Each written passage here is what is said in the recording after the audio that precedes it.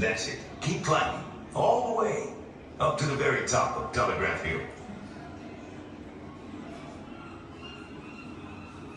Take a seat and stay for a while and enjoy the view. I'm John Leal, Captain John Leal, San Francisco resident since 1864, and ferryboat captain for 37 years out on that bay.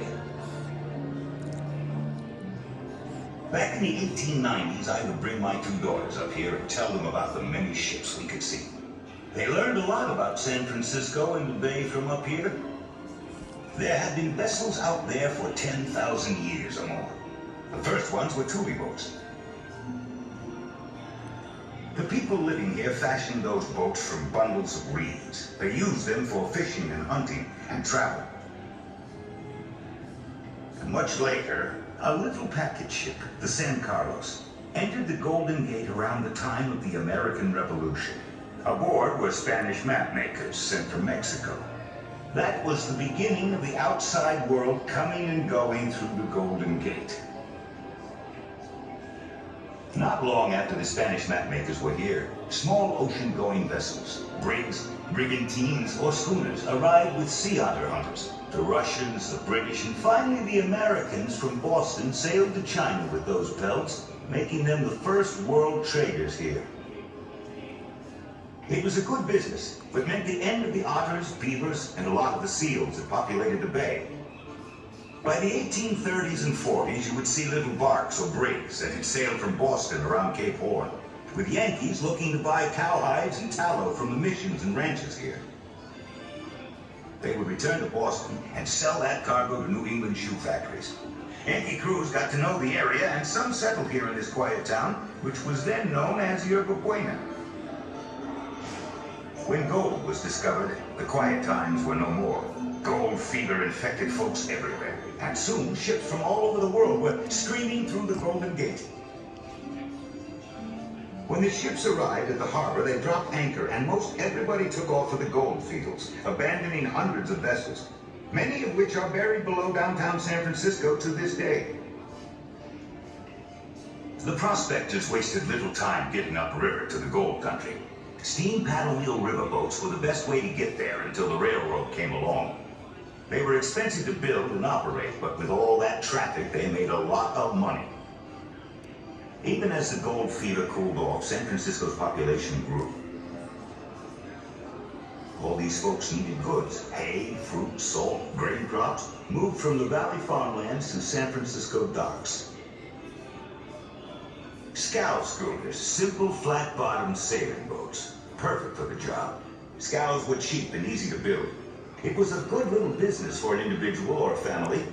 Through the years, you could see them making their way up and down the bay. And the fishing boats you could see from this hill. Italians had their feluccas and later their Monterey-type powerboats. Any Sunday, you could see them heading out into the bay, then back to the wharf on Thursday, heavy with a catch for Friday's market. The Chinese built little junks out of redwood and used them to net bay shrimp for their shrimp fisheries. As far back as the gold rush, you could spot ocean steamships smoking their way in and out of the bay. The Pacific Mail Steamship Company got a government contract to carry the mail in 1848. When their big wooden side wheel steamers came through the gate, the whole city turned out like it was a holiday. Steamer Day it was. And everyone knew the steamer was coming with mail because of the semaphore signals sent from right here on top of Telegraph Hill. That same Pacific Mail Steamship Company used large ocean liners after the Civil War to carry mail across the Pacific to Japan and China. And generations of Chinese and Japanese immigrants arrived here on the return passages. San Francisco continued to grow, and there was a tremendous demand for lumber. So California shipbuilders made these wide, shallow lumber schooners. Those vessels could get into any of the tiny coastal mill harbors, pick up a load of redwood or Douglas fir timber, then sail down the coast through the gate to the busy docks on the waterfront. We could see them on the bay, heavy with great piles of lumber on their wide, flat decks.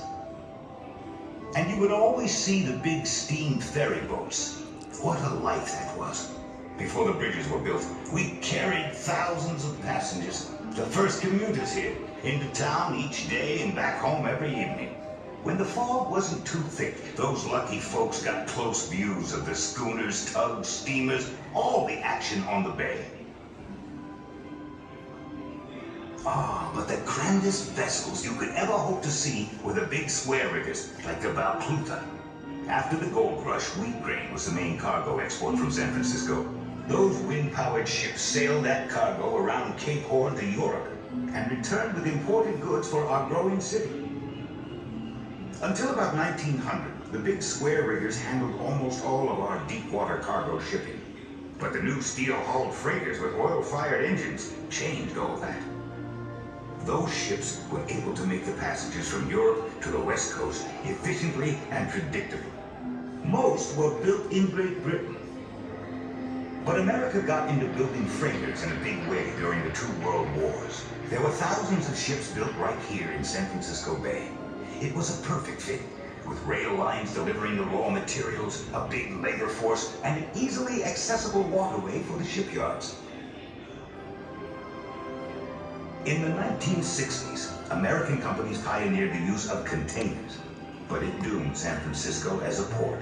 Container ports need lots of land and good rail and highway connections, just the ticket for the Port of Oakland, which has become one of the largest containerized cargo ports in the West.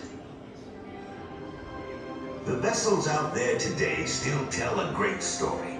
They look different, but like the vessels dating back thousands of years, they use the free waterway of the oceans and bay that connect us to the rest of our world.